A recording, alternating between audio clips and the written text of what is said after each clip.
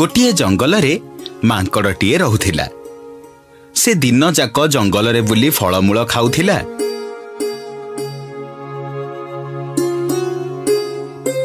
आउ संध्या हेले ता गछ को फेरी जाई विश्राम करुथिला। दिने मांकड़ जंगल रे बुलुथिबा बेले हठात गोटिए चिल को देखिला। से देखिला चिलटी आहत हेई गोटिए गछ मूल रे पड़िछि। ये कौन चिल भाई? ये तुमर कौन है? तुमर एभली अवस्था किए कला? पानी पानी मते मते टिके पानी दियो। हाँ हाँ एबे आणुची।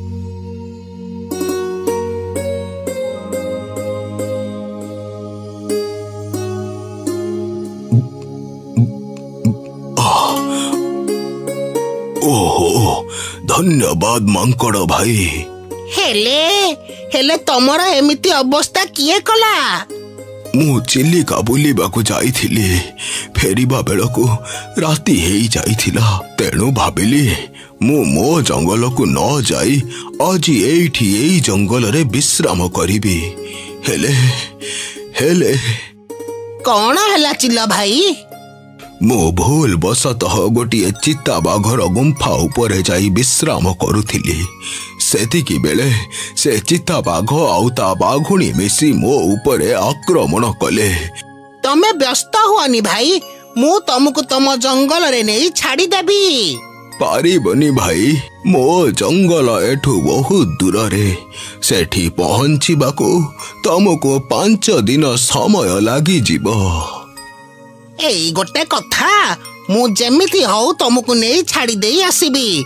चलो तमे एबे मो सह मो बसा को चलो। सेठी आज विश्राम करिबो, काली सकाळु सकाळु आमे तम जंगल को बाहरिबा। मांकड़ आउ चिल कथा होतिबा समय रे गोटिए बिलुआ लुचि रही सेमानंक कथा सुनुथिला। से चिंता कला, अरे बा जा हो बंची गली।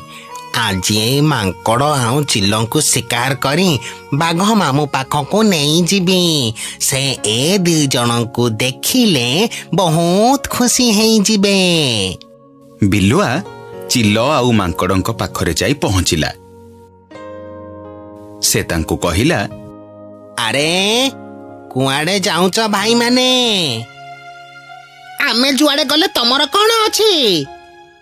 कौन अछि माने? मु ए जंगलर कटुआल। जंगल को बाहर आसुथिबा प्राणी मानंकु तू बिना अनुमति रे जंगल रे पुरेइचु। एई कथा मु जाई जदी आम मंत्री बाघ मामू को कहिबी ताहाले कौन हबो जानिचु तो? कौन हबो? एई चिल भाई विश्वासघातक नुह। से तांको जंगल को फेरिबा बेले आहत हेई एठी आसी पड़िचंती। आ आमे सबु प्राणी मानक दुख सुख रे छिड़ा हबा निहाती दरकार। एते देखई हनी, सबु जंगलर गोटिए गोटिए नियम थाए। आउ तू एई नियमटा को भांगीचु। काहाकू साहाय्य कले शास्ति मिलिबो? एईटा को नियम? आमे एई जंगलर प्रशासन पाई काम करूचु। तू आमको नियम पढ़ाऊचु। चल एबे तू आउ चिल मो सह बाघ मामूंक पाखको चल। बिलुआ चिल आउ मांकड़ंकु बाघ पाखकु नेकी गला। तापरे से बाघ आगरे सबु कथा कहिला। कौन हैला मांकड़ो? तोर एते साहस? तू आमर बिना अनुमति रे जंगल रे आले अन्य प्राणी मानंको पुराउचो? ना मामू, मु सेमिति किछि करिनी। चिल भाई चिलिका बुलिबाकू जाइथिले, आउ फेरिबा बेले से आहत हेई हम जंगल रे पड़ी गले। तेणु मु तांकू साहाय्य करूथिली। साहाय्य? तू आमको न जाने जंगल रे अन्य जंगल प्राणी मानंको साहाय्य करूचो? ताते निश्चय दंड मिलिबो। खाली सेतिकी नुह मामू, ये मते पुणी नियम पढ़ाऊची। रुहंतु, आपण अजथारे मांकड़ भाई को ऊपर रागंतुनी। तांकर एथिरे कौनसी भूल नहीं। से तो मते ସାହାଯ୍ୟ କରିବାକୁ ଚାହୁଁଥିଲେ। କୋଉଟା ଠିକ ଆଉ କୋଉଟା ଭୁଲ ସେ ସବୁ ବାଘ ମାମୁଁ ବିଚାର କରିବେ। ତୁ ଅନ୍ୟ ଜଙ୍ଗଲରୁ ଆସି ଏଠି ଜମା ଭାଷଣ ମାରେ ନା।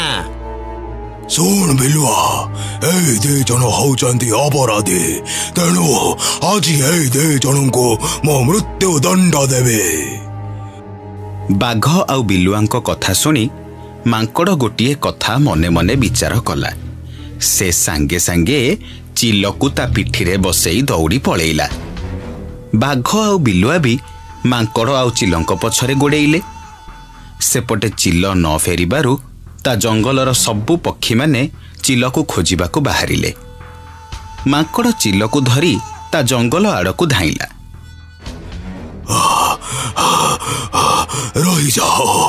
ରହିଯାଅ କହିଦଉଛି, ନହେଲେ କିଛି ଭଲ ହବନି। ଜମା ନୁହଁ, ଆମେ ରହିଗଲେ ତମେ ଆମକୁ ମାରି ଖାଇଦବ। ମୁଁ ତମ ଯୋଜନାଟା ବୁଝି ସାରିଲିଣି। ଦେଖୁଛ ମାମୁଁ, ସେ ତମକୁ କେମିତି ବ୍ୟବହାର ଦେଖାଉଛି।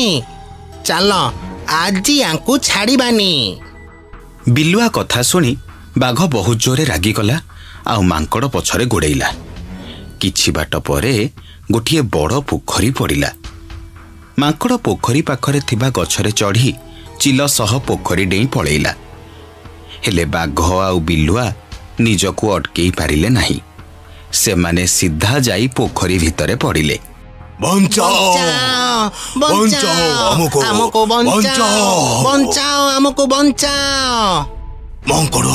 ମାଙ୍କଡ଼ ମୋ ଭାଇ, ଆମକୁ ବଞ୍ଚାରେ ଭାଇ। ମୁଁ ତୋର କୌଣସି କ୍ଷତି କରିବିନି। ଏମିତିକି ମୋ ଜୀବନ ବଞ୍ଚାଇଲେ ତତେ ମୁଁ ଆମ ଜଙ୍ଗଲର ସେନାପତି ପଦ ଦେବି। ବଞ୍ଚାଇ ଦେ ଭାଇ, ବଞ୍ଚାଇ ଦେ ମତେ। ପଦବୀର ଲୋଭ ମତେ ଦେଖେଇବନି ମାମୁଁ। ଯେସାକୁ ତେସା, ତମେ ମତେ ହଇରାଣ କରିବାକୁ ଚାହୁଁଥିଲ, ନିଜେ ଅସୁବିଧାରେ ପଡ଼ିଲ। ମୁଁ ତମକୁ ବଞ୍ଚାଇ ପାରିବିନି। ତମେ ସେମିତି ସେଇଠି ପଡ଼ି ମର। ମୁଁ ଯାଉଛି। ଶୁଣ ମାଙ୍କଡ଼ ଶୁଣ। ରୁହ ମାଙ୍କଡ଼ ଭାଇ।